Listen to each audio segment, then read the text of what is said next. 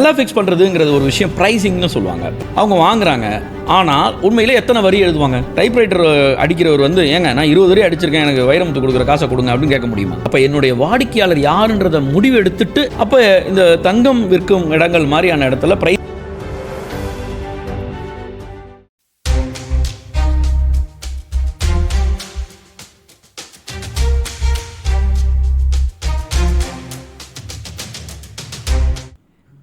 வணிகாலஜி நேயர்களுக்கு வணக்கம். இன்றைக்கி வணிகாலஜியில் நம்ம என்ன பார்க்க போகிறோம் அப்படின்னா, ப்ரைஸ் எப்படி சார் ஃபிக்ஸ் பண்ணுறது? எனக்கு நிறைய பேர் கேள்வி கேட்டிருந்தாங்க. எப்படி காஸ்ட்டு ஃபிக்ஸ் பண்ணுறது? நான் என்னோடய ஒரு ப்ராடக்ட் நான் செஞ்சுட்டேன், என்னோடய சர்வீஸ் பண்ணிட்டேன், இதுக்கு என்ன விலை ஃபிக்ஸ் பண்ணுறது அப்படின்னு பண்ணாங்க. நம்ம அந்த விலை ஃபிக்ஸ் பண்ணுறதுங்கிறது ஒரு விஷயம் ப்ரைஸிங்னு சொல்லுவாங்க. ப்ரைஸிங் ஃபிக்ஸ் பண்ணுறது எப்படி இருக்கணும் அப்படின்னா, ரொம்ப முக்கியமான ப்ரைஸிங்கை பொறுத்த வரைக்கும் இதற்கு ஏற்றார் போல் விலை அப்படிங்கிற ஒரு விஷயத்தை நம்ம நினச்சிட்ருப்போம். இந்த பொருளுக்கு இந்த விலை, இதுக்கு இவ்வளோ தானே ஆகும் அப்படின்னு சொல்லலாம். ஒரு ஒரு கைதேர்ந்த கவிஞர் ஒருத்தர் இருக்கார், வைரமுத்து வச்சுருக்கோம், இவர் நிறைய விவேக் இருக்கார், இந்த மாதிரி நிறைய கவிஞர்கள் இருக்காங்க, திரைப்பட கவிஞர்கள் இருக்காங்க வச்சுக்கலாமே. அவங்க ஒரு பாட்டு எழுதுகிறாங்க அப்படின்னா ஒரு பாட்டுக்கு நல்ல பெரிய தொகை வாங்குவாங்களா இருக்கும். ஒரு 1 லட்ச ரூபா 2 லட்ச ரூபா அப்படி வாங்கலாம்னு வச்சுக்கலாம். ஒரு எடுத்துக்காட்டுக்கு சொல்கிறேன். அவங்க வாங்குகிறாங்க, ஆனால் உண்மையிலே எத்தனை வரி எழுதுவாங்க? முதல்ல சரணம் ஒரு 8 வரி, அப்புறம் ஒரு பல்லவி ஒரு 8 வரி, அப்புறம் சரணம் ஒரு 10 வரி, மறுபடியும் ஒரு சரணம் 10 வரி, மறுபடியும் பல்லவி, இவ்வளோ தான். ஸோ ஒரு 30-40 வரிக்கு எப்படிங்க லட்சக்கணக்கில் வாங்குறாங்க? தமிழில் 30-40 வரி எழுதுறதுக்கு லட்சக்கணக்கா அப்படி தான் நம்ம கேட்போம். ஒரு டைப்ரைட்டிங் இதில் போகிறீங்க, ஒரு 10 வரி லெட்டர் டைப் பண்ணுறீங்க, 20 ரூபா தான் கொடுப்பீங்க. அப்போ இரண்டுக்கு என்ன விலை எப்படி ஃபிக்ஸ் பண்ணுறது? அப்போ நான் 20 வரி டைப் பண்ணேன் அப்படின்னு சொல்லி ஒரு பாடலாசிரியர் இந்த விலை கொடுக்க முடியுமா? இல்லை ஒரு டைப்ரைட்டர் அடிக்கிறவர் ஏங்க நான் 20 வரி அடிச்சிருக்கேன், எனக்கு வைரமுத்து கொடுக்குற காசை கொடுங்க அப்படின்னு கேட்க முடியுமா?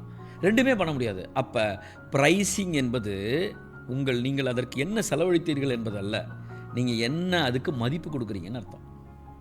What is the value you are going to give? அது என்ன வேல்யூ கொடுக்குறது அப்படின்னா, மதிப்பு கொடுக்குறது அப்படின்னா, நான் இந்த பொருளை இந்த விலைக்கு தான் செய்கிறேன், ஆனால் அதுக்கான விலை இவ்வளவு அப்படிங்கிற நம்ம ஃபிக்ஸ் பண்ணுறோம் இல்லையா? அதுக்கு என்ன காரணம்னா, இதனால உனக்கு என்ன கிடைக்குது தெரியுமா அப்படின்னு வாடிக்கையாளர்கிட்ட கேட்குறது. ஒரு ஆப்பிள் ஐஃபோன் இருக்குது, வேற ஒரு ஃபோன் இருக்குது, வேற ஒரு ஆண்ட்ராய்டு ஃபோன் இருக்குது. இரண்டுக்கு ஒரே விலை வைக்கிறாங்களான்னு கேட்டால் இல்லை. ஆனால் மேனுஃபேக்சரிங் படி பார்த்தீங்கன்னா நிறைய சிஸ்டமே என்ன சொல்லுதுன்னா, மேனுஃபேக்சரிங் படி பார்த்தோன்னா ரொம்ப சீப்பு தான் ஐஃபோன், ஒரு பெரிய மேனுஃபேக்சரிங் காஸ்ட்லாம் ஒன்றும் கிடையாது. But the value they are giving is much more better than other products. அப்போ ப்ரைஸிங் விற்கிறது எப்படின்னா, நான் எந்த வாடிக்கையாளரை திருப்திப்படுத்த போகிறேங்கிறத ஃபஸ்ட்டு முடிவுக்கு வந்துக்கணும். நான் எந்த வாடிக்கையாளரை திருப்திப்படுத்த போகிறேன்? நான் திருப்திப்படுத்த போகிற வாடிக்கையாளர் ரொம்ப செலவு கம்மியாக பண்ணுறவர் அப்படின்னா நீங்கள் விலையில் குறைத்து தான் செய்ய வேண்டும். ஒரு ஸ்டாண்டர்ட் ப்ரைஸிங் இருக்குது. ஒரு கோல்டு ஜுவல்லரியில் என்ன பண்ணிட முடியும்? கோல்டு ஜுவல்லரியில் கிராம் என்ன விலையோ அதான் விற்க முடியும். ஆனால் எப்படி இவர்கள் லாபம் சம்பாதிக்க முடியும், எப்படி ப்ரைஸிங் வைக்க முடியும் அப்படின்னா, சேதாரம் அல்லது கூலி, அந்த ஒரு செய்வதற்கான இந்த வேலை செஞ்சதுக்கான குவாலிட்டி என்ன, இது எப்படி குவாலிட்டியாக செஞ்சுருக்காங்க தெரியுமா அப்படிங்கிறதுக்கான விலை வைக்க முடியும். ஒன்று. அப்போ இந்த தங்கம் விற்கும் இடங்கள் மாதிரியான இடத்துல ப்ரைஸிங்கை இவங்களே ஃபிக்ஸ் பண்ண முடியாது, இதே ஃபிக்ஸ் பண்ணிடுது, மார்க்கெட்டே ஃபிக்ஸ் பண்ணிவிடுது.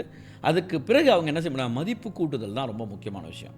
ஒரு நல்ல தங்க நகை நிறுவனம், ஒரு தங்க நகை கடை என்ன பண்ண முடியும்னா, மதிப்பு கூட்டுறது எங்கே மதிப்பு கூட்ட முடியும் அப்படின்னா, வாடிக்கையாளரை கவனிக்கிறது, அவங்களுக்கு கொடுக்குற சர்வீஸ்.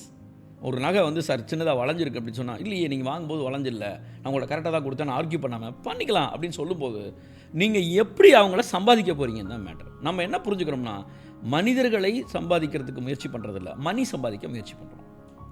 இப்போ மனிதர்கள்னு எடுத்துக்கங்களேன், மனிதர்னு தமிழில் எழுதுங்க, மனிதர்களை சம்பாதிங்க, அதுக்குள்ளேயே மணி இருக்குது, ஆங்கில மணி அதிலேயே இருக்குது உள்ள. ஸோ மனிதர்களை சம்பாதிக்கிறது தான் ரொம்ப முக்கியமான விஷயமா இருக்கணும்.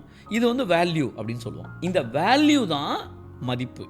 இந்த மதிப்பு தான் உங்களுக்கு அதிகமான வாடிக்கையாளரை கொண்டு வரும், செயலை கொண்டு வரும். அப்போ ப்ரைஸை ஃபிக்ஸ் பண்ண முடிஞ்ச இடத்துல இது ஓகே சார். ப்ரைஸ் ஃபிக்ஸ் பண்ண முடியாத இடத்துல, ஒரு பெரிய நடிகர் இருக்கார், ஒரு பெரிய கிரிக்கெட் பிளேயர் இருக்கார், ஒரு அட்வர்டைஸ்மெண்ட்டில் நடிக்கணும், எவ்வளோ தொகை வாங்குவாருன்னு கேட்டால் அவர்கள் பிரபலத்துக்கேற்ற மதிப்பே தவிர ஒரு ஆள் நடிக்கிறதுக்கு கூட நடிகனுக்குள்ள மதிப்பு கிடையாது. அப்போ மதிப்பு என்பது ஒரு சர்வீஸில் என்ன ப்ரைஸ் ஃபிக்ஸ் பண்ணுறதுங்கிறத என்ன பொறுத்து இருக்குன்னா, உங்கள் பிரபலம் என்ன, நீங்கள் என்ன சாதனை செஞ்சுருக்கீங்க, உங்களை பார்த்து மக்கள் எத்தனை பேர் என்கிட்ட வருவாங்க, அதன் அடிப்படையில் மதிப்பு ஃபிக்ஸ் பண்ணுவாங்க. அப்போ அது பேர் ப்ரைஸிங். பொருளுக்கு ப்ரைஸ் ஃபிக்ஸ் பண்ணுறதுனா, நான் சொன்னேன் இல்லையா ஏற்கனவே, என் வாடிக்கையாளர் யார், என் வாடிக்கையாளர் வந்து ரொம்ப விலை கம்மியான பொருள் தான் வாங்கக்கூடியவர் அப்படின்னா அவருக்கு ஏற்ற மாதிரி விலை ஃபிக்ஸ் பண்ணிங்க. இல்லை, எனக்கு ப்ரீமியமான வாடிக்கையாளர் தான் வேணும், என்னுடைய வாடிக்கையாளர் இந்த தரத்தில் இருக்கணும், என் வாடிக்கையாளர் இவ்வளோ பொருள் இந்த விலைக்கு வாங்குறதுக்கு தயாராக இருக்கணும் அப்படின்னா அந்த வாடிக்கையாளர் தான் நம்ம ஃபிக்ஸ் பண்ணணும். அப்போ அதுக்கேற்ற விலை தான் வைக்கணும். அப்போ அதுக்கு என்ன செய்யணும் அப்படின்னா, ப்ராடக்டை மொக்கையாக கொடுத்துடக்கூடாது, ப்ராடக்ட் செம்ம குவாலிட்டியாக இருக்கணும். அதே நேரத்தில் அவர்களுக்கு இங்கே கொடுக்கக்கூடிய மதிப்பு, அந்த ரிலையபிலிட்டி இருக்குல்ல, அது ரொம்ப ஜாஸ்தியாக இருக்கணும். நல்லா புரிஞ்சுக்கங்க, ஒரு ஹோட்டல் போகிறீங்க, அந்த ஹோட்டலில் காஃபி வந்து ரொம்ப சீப்பு, இன்னொரு ஹோட்டலில் காஃபி ரொம்ப காஸ்ட்லி. ரொம்ப காஸ்ட்லியான காஃபி உள்ள ஹோட்டலோட நான் 2 சினாரியோ சொல்கிறேன். முதல் சினாரியோ என்னென்னா, ஒரு காஃபி சாப்பிட போகிறீங்க, ஒரு காஃபி டேபிளில் போய் உட்காடுறீங்க, காஃபி ரொம்ப டேஸ்ட்டாக இருக்கும், விலையும் ரொம்ப கம்மி, ஆனால் போய் உட்காடுறீங்க, ஆனால் உங்களை மதிக்கவே மாட்டேங்கிறான், உங்களை கண்டுக்கவே மாட்டேங்கிறான். என்ன காஃபி தானே, இருங்க வரும் அப்படிங்கிறான். அப்போ மனசு நொந்து போகும் ஒரு வாடிக்கையாளருக்கு. ஆனால் 30 ரூபா காஃபி காசு கொடுத்தானே சாப்பிட வரோம் அப்படின்னு இருக்கும். இன்னொரு ஹோட்டல், ஒரு காஃபி விலை 250 ரூபா, உங்களை பயங்கரமாக ரெஸ்பெக்ட் பண்ணுவாங்க. நீங்கள் எவ்வளோ நேரம் உட்காந்தாலும் கேட்க மாட்டாங்க, உட்காந்து காஃபி குடிக்கலாம், நீங்கள் பாட்டுக்கு இருக்கலாம், நீங்கள் உங்களை அப்படியே ரொம்ப கிங்கு மாதிரி நடத்துவாங்க. உங்களுக்கு வர்ற காஃபி அவ்வளோ டேஸ்ட்டாக இருக்கும். ஆனால் அந்த முன்னாடி இந்த 30 ரூபா காஃபியை விட டேஸ்ட்டாலாம் இருக்காது, சுமாராக தான் இருக்கும். ஆனால் நீங்கள் அங்கே கிடைக்கிற உங்களுக்குள்ள ஆம்பியன்ஸும் மரியாதையும் ஜாஸ்தி இருந்தால் விலை அதிகமாக கொடுக்க நீங்கள் தயாராகிடுறீங்க, உங்கள் மனசு தயாராகிடுது. அப்போ வேல்யூ அப்படிங்கிறது தான் மேட்ரே தவிர விலை மேட்ரு இல்லை. விலையா மதிப்பான்னு நம்ம புரிஞ்சுக்கணும். நான் விலை தான் விற்க போகிறேன்னா காஃபி விற்றுக்கிட்டே இருக்கலாம், ஆனால் நான் மதிப்பை விற்க போகிறேன்னா ஸ்டார்பக்ஸ் ஆகிடலாம். அப்போ என்னுடைய வாடிக்கையாளர் யாருன்றதை முடிவு எடுத்துட்டு ப்ரைஸிங் ஃபிக்ஸ் பண்ணால் நான் அங்கே போகிற தூரம் ரொம்ப அழகாக இருக்கும். இதுக்கு தான் நான் வாடிக்கையாளருக்கு ஏற்று போட்டியாளரையும் செக் பண்ணிக்கணும்.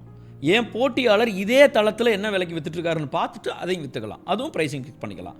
ஆனால் நான் இதை விட பெட்டராக பண்ண போகிறேன், இதை விட என்கிட்ட ஒரு வேல்யூ இருக்குது அப்படின்னா அது சூப்பராக ஃபிக்ஸ் பண்ணலாம். இது ஒவ்வொரு தொழிலுக்குமே மாறும். ஆனால் பொதுவாக இதுதான், என்ன மதிப்பு கொடுக்க போகிறோமோ அதுக்கு தான் விலையே ஒழிய என்ன விலை கொடுக்குறோமோ அதற்கு விலை அல்ல. நன்றி.